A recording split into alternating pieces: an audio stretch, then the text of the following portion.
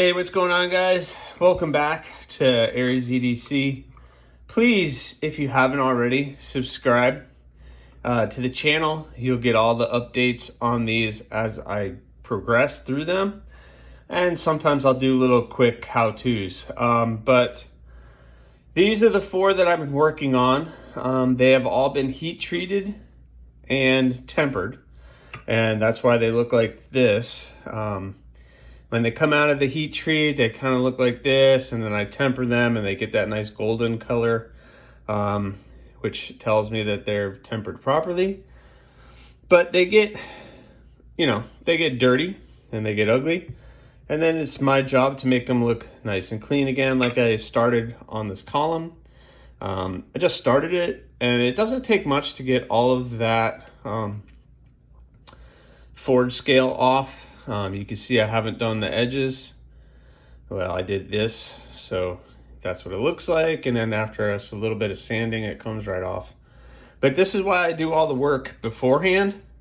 The cleaner you get them before you go into heat treat, the easier it is after. If I had a blasting booth or a sandblasting booth, something like that, that's when that would be very handy. You get in there, you get all the nooks and crannies, and you get all the forge scale off very easily. And then you can sand it and put whatever finish you want. But I don't. I just, that's a very expensive piece of equipment that I just cannot afford. So, I do old school, just sandpaper, and I go through a lot of it, but it cleans it up and it does the job very nicely. So I have to finish the holes out a little bit.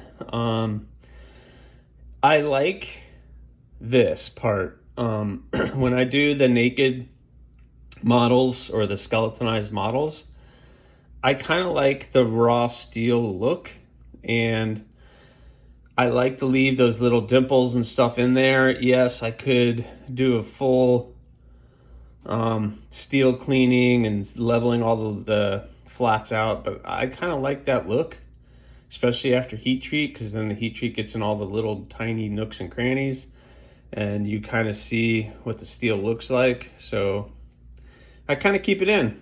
It gives it a unique look, especially if I'm going to make the flats nice and shiny.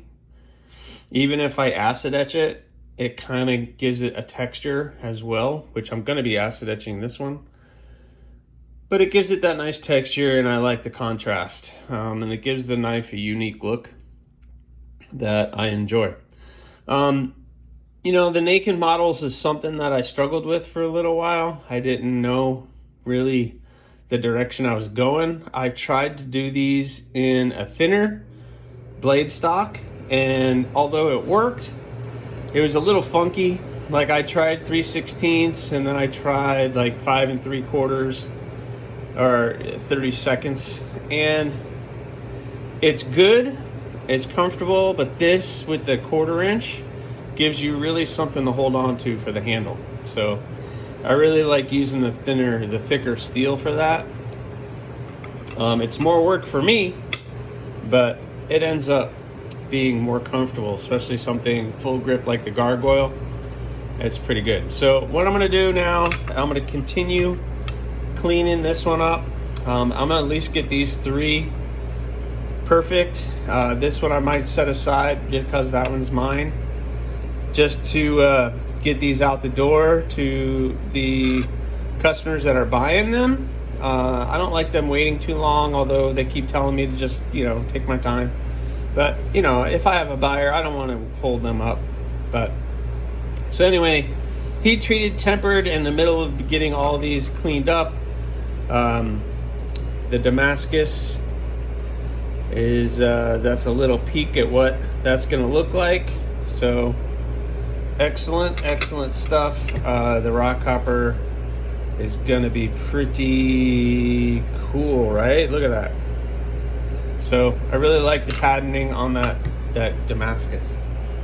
Also, if you've been following along on Instagram, I'll take them over here. I kind of finalized what I'm going to do for the handles for these two. This is the bud.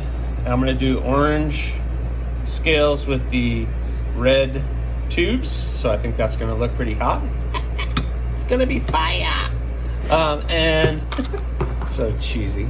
My dad joke for the day. Anyway, the pedal with the jade G10 and the black pin and tube, because one pin, one tube. And then I think I'm gonna acid etch and stone wash this one. Just the nice dark contrast of the blade against the jade is gonna be pretty cool. So I wanna do that. And then this one I'm gonna keep looking pretty much exactly the way that it is. I'm gonna try to protect this blade a little bit, and we're gonna do the orange up. So I have a lot to do. I'm gonna get all these guys done. At least maybe these 4, or no, 5. And then I'll come back to the Rockhopper and finish that one up. But this one's mine. So I'm gonna take my time doing that one. Anyway, that's where I am. I'm gonna start doing some hand sanding on these guys. I'm gonna get these 3 done, since all I really have to do is hand sand, put the maker's mark on it, make a sheath, and sharpen it. So it's really not that much. And then these guys have the whole handle to do, so it's gonna take some time on those. Anyway, that's kind of what I have. Not a whole lot, but let's try to get some of this stuff done.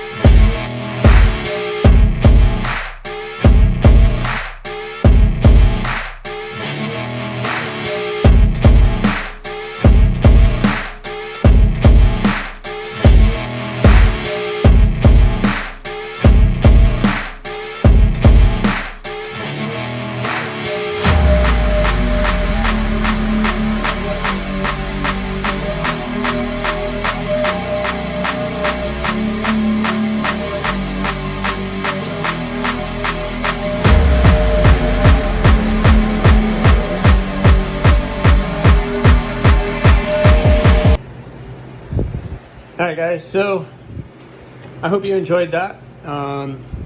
We are about 70% there. I still have this whole side to clean up,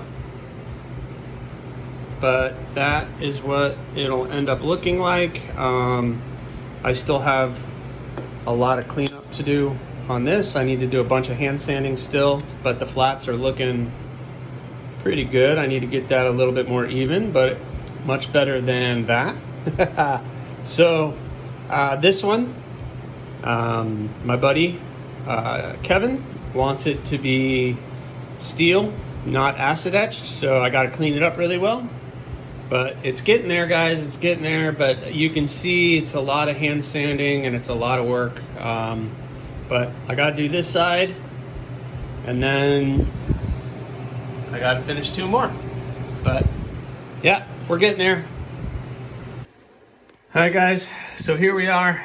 I got them all, these 3 cleaned up and in a good spot to put the maker's mark on it. So I'll be doing that. They all cleaned up very nice.